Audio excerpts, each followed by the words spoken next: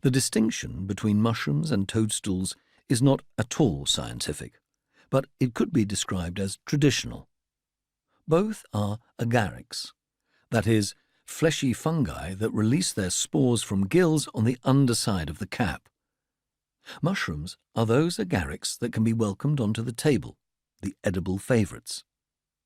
Toadstools are agarics that cannot be eaten. In some cases because they are toxic or even deadly, but in many more cases because they do not taste good or are too small to bother with.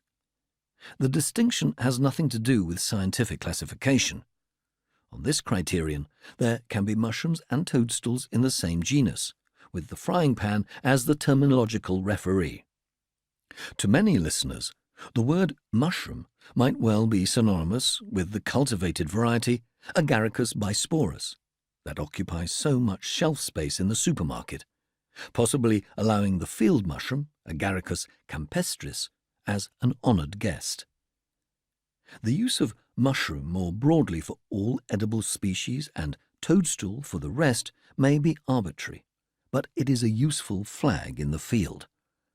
I do not guarantee perfect consistency. The mushroom family Agaricaceae is capable of a more formal definition, but then, for scientific reasons we will come across, will include things that do not look like mushrooms.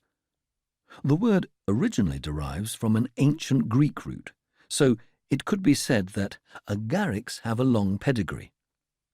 I met an Irishman in our woods using the word garrets. Same word, local variation. The boletes introduced at the beginning of this book have densely packed tubes where the agarics have their gills, and on many restaurant menus they, too, would be advertised as wild mushrooms. Boletus is another name that has come through from the classical era. I rather relish these antique roots, or should that be mycelia?